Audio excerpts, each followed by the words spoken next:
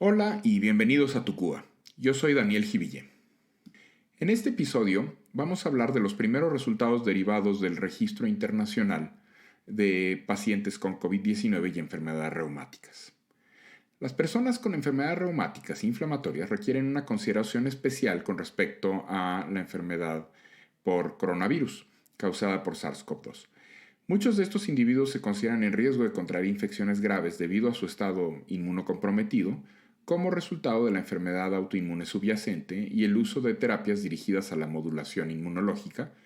como los productos biológicos. Sin embargo, algunos medicamentos modificadores de la enfermedad comúnmente empleados para tratar enfermedades reumáticas, tales como los antimaláricos,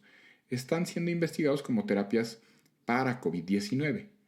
También se han evaluado tratamientos de uso común como productos biológicos dirigidos en contra de interleucina 6, tocilizumab y sarilumab, e interleucina 1, anakinra,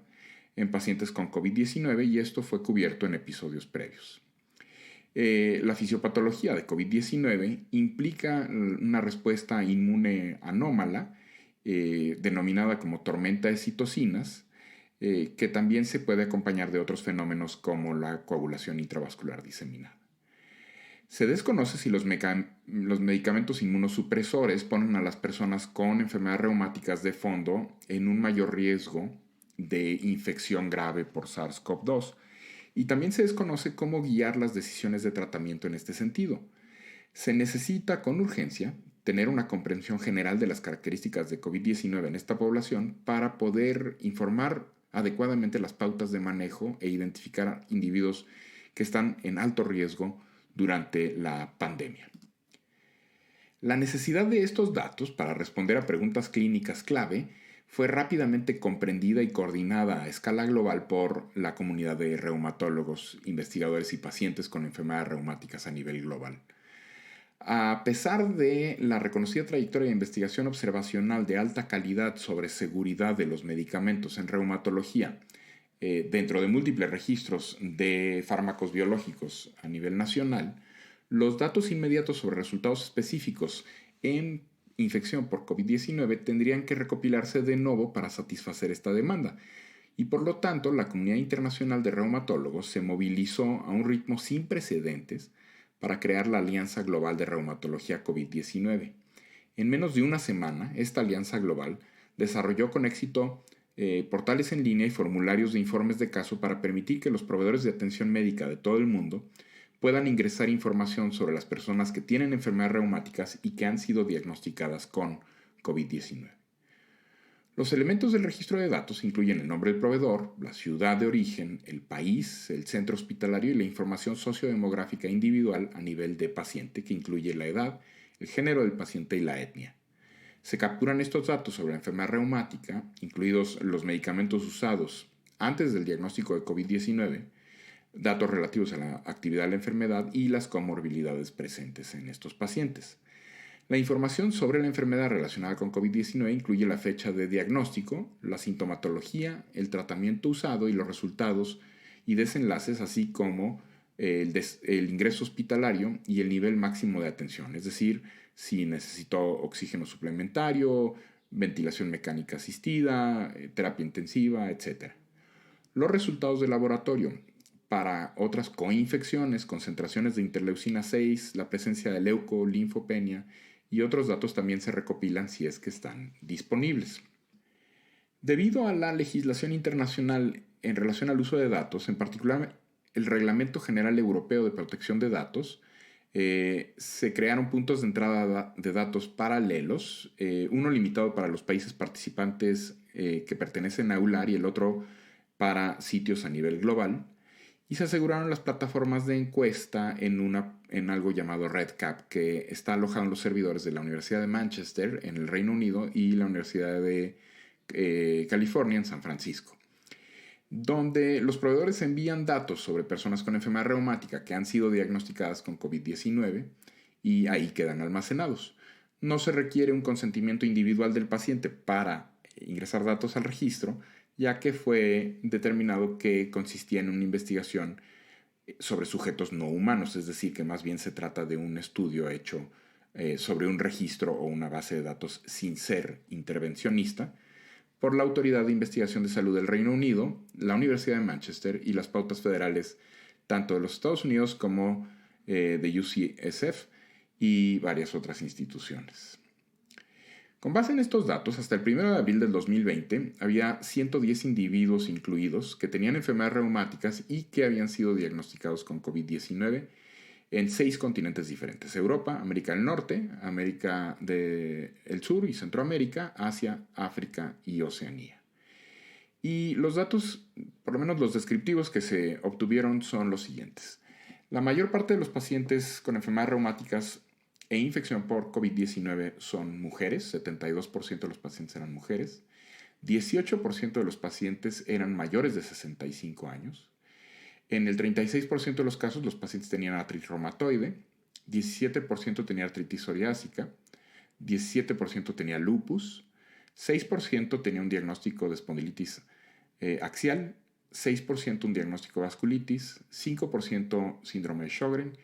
y otros diagnósticos constituyeron el 15%. En cuanto a los medicamentos usados antes del diagnóstico de COVID-19, el 63%, casi 2/3 partes, estaban usando DMARDs sintéticos convencionales, 45% usaba biológicos, 5% usaba inhibidores de JAK, 25% usaba antiinflamatorios no esteroideos, 25% usaba esteroides, alguna dosis, y 5% usaba otro tipo de fármacos. Los 5 síntomas más comunes de COVID-19 en estos pacientes fueron fiebre en el 79%, tos en el 77%, disnea en el 50%, mialgias en el 45%, dolor de la garganta en 37% y 35% necesitó ser admitido a un hospital para su tratamiento. 5% de los 110 pacientes que se han incluido hasta el 1 de abril fallecieron como consecuencia de COVID-19. Las 5 entidades comórbidas más comunes, no reumáticas, fueron hipertensión en el 28%, enfermedad pulmonar en el 20%, enfermedad cardiovascular en el 11%, obesidad con un índice de masa corporal de más de 40 en el 8% y diabetes en el 8%. Como prueba de principio de que con la cooperación global es posible la recopilación rápida de datos durante una crisis internacional, una semana después del lanzamiento del registro, los proveedores de atención en reumatología de todo el mundo ya tenían datos capturados de más de 100 casos, lo que permite una caracterización muy preliminar, ciertamente, pero también una rápida difusión de la información sobre COVID-19 en individuos que tienen enfermedades reumáticas. Con el tiempo, el registro tiene como objetivo examinar las diferencias de la gravedad de los desenlaces de acuerdo a las características de la enfermedad, las características sociodemográficas y las características de la enfermedad reumática subyacente, así como los medicamentos tomados antes del diagnóstico COVID-19 y los medicamentos administrados en el momento del diagnóstico. Estos datos van a servir para informar las estrategias de tratamiento y caracterizar mejor a las personas que tienen un mayor riesgo de infección. Las fortalezas de este registro incluyen la representación global de las personas con enfermedades reumáticas que se enfermaron con COVID-19 también, y esto aumenta el poder de la base de evidencia para examinar factores de riesgo y resultados importantes. Esperamos que una contribución importante de esta alianza global en la que participan, entre otros, el Colegio Mexicano de Reumatología, sea la rápida diseminación de información, ya que los registros nacionales de pacientes sobre el uso biológico que existen podrían estar menos equipados para capturar datos a escala global, dados los puntos fijos de tiempo y las restricciones en el consentimiento de nuevos pacientes. El registro no está exento de limitaciones. Incluye un posible sesgo de selección hacia los casos más graves, porque en muchos países solo las personas con síntomas graves están siendo analizadas para detectarse COVID-19, México incluido. Los reumatólogos que informan casos también están bajo una presión extrema para trabajar fuera de la reumatología y brindar atención médica de primera línea a todos los pacientes con COVID-19, como es el caso de muchos de nosotros, y es posible que no puedan o no tengan el tiempo de informar los casos o la notificación se retrase. La duplicación de datos puede ocurrir al registrarse al mismo paciente por diferentes proveedores, aunque hay un equipo de análisis de datos que examina y aborda cuidadosamente la calidad de los datos de manera regular. Además, a pesar de incluir individuos a nivel global, los análisis ajustados específicos podrían no ser posibles debido al tamaño de la muestra. Y finalmente, como se desconoce el denominador completo de las personas con enfermedades reumáticas que adquieren COVID-19, la base de datos podría no proporcionar estimaciones precisas del riesgo de resultados específicos en toda la población con enfermedades reumáticas o en asociación con tratamientos específicos. Con el tiempo, los registros de pacientes existentes y las bases de datos administrativas proporcionarán algunos de estos datos, pero probablemente no hasta que la pandemia actual haya terminado, fortaleciendo así el papel actual y crítico de esta alianza global. En resumen, la Alianza Global de Reumatología COVID-19 representa el compromiso de los reumatólogos de generar datos rápidos para ayudar a informar la atención de las personas con enfermedades reumáticas y aquellos que usan terapias inmunomoduladoras. La información de esta base de datos proporcionará evidencia de mundo real, oportuna, receptiva, y donde existan grandes brechas en la literatura, informando a los proveedores de los patrones de tratamiento para las personas diagnosticadas con COVID-19 y ofreciendo una mejor comprensión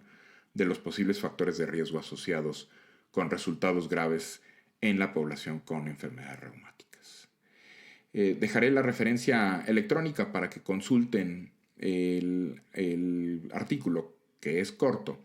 en línea, y como siempre agradezco mucho su atención a este podcast, solicitándoles amablemente que dejen sus comentarios en iTunes y su calificación también, así como en YouTube y en las otras plataformas en las que pueden encontrar estos episodios. Gracias y hasta el próximo episodio.